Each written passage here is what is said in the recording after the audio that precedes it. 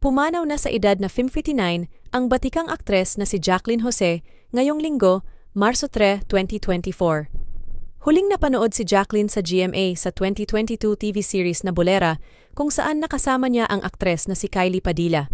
Si Jacqueline ay isa sa itinuturing na pinakamahusay na aktres sa industriya na naging mukha ng mga classic teleserye at pelikula.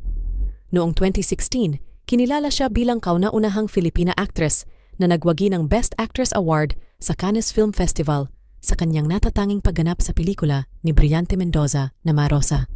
Sa ngayon ay wala pang ibang detalye ang inilalabas tungkol sa dahilan ng pagkamatay ng aktres.